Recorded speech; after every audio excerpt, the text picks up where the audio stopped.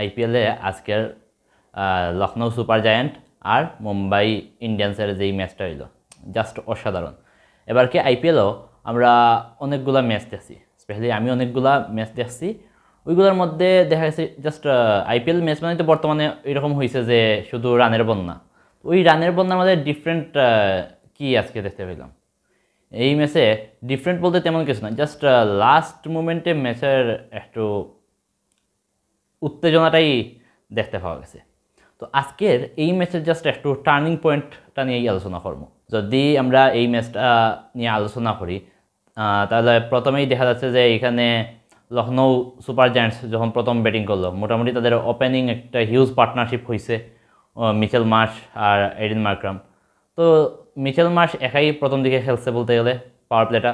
তো ওইখান থেকে মোটামুটি ধারাবাহিক উইকেট মাঝে হারাইয়াও তারপর মোটামুটি ভালো একটা টোটাল স্কোর করছে 204 রান, 204 টার্গেট পড়ছে। তো ওইখান থেকে যখন ব্যাট করতে নামলো মুম্বাই ইন্ডিয়ান্স, যখন ব্যাট করতে নামলো তখন প্রথমেই ধাক্কা গেল, প্রথমে দ্রুততম সময়ের মধ্যে তাদের 2টা উইকেট চলে গেল। তো তারপরেও মোটামুটি ভালো একটা ফাইট ব্যাক দিছে, সূর্যকুমার তিলক বর্মা এরা মিলে ভালো একটা ফাইট দিছে। ফাইট দিয়েও মনে হচ্ছিল যে খুব ইজিলি ম্যাচটা জিতে যাবে মুম্বাই ইন্ডিয়ান্স।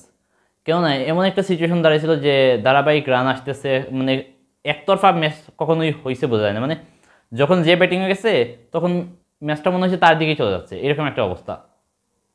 তো এই সিচুয়েশন থেকে হুটহাট ম্যাচটা কোন জায়গাতে পাল্টে গেল। মাঝে আবার দেখা যাচ্ছে কিছু ক্যাচও মিস হয়েছে, আবেশ খান ক্যাচ মিস দিয়েছে, রান আউট মিস হয়েছে। তো এইরকম সিচুয়েশনও হয়েছে, হওয়ার পরেও দেখা গেছিল যে না মুম্বাই ইন্ডিয়ান্স জিতে যাবে। তারপরে তারা দেখা গেছে 12 রানে হারছে। তো 12 রানে মোটামুটি একটা ব্যবধানে হারছে বলা যায়।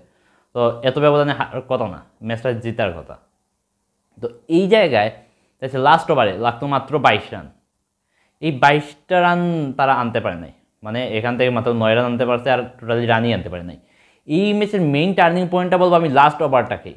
কারণ লাস্ট ওভারে আইপিএলের এইবারের বা গতবারের যে সিচুয়েশন সেই অবস্থায় বলা যায় যে লাস্ট ওভারে 22টা নাহামরি কোনো কিছু না। মানে অতীতেও দেখছি আমরা যে লাস্ট ওভারে 20-22 রানে এগুলা ইজিলি উঠাই নিয়ে আসছে।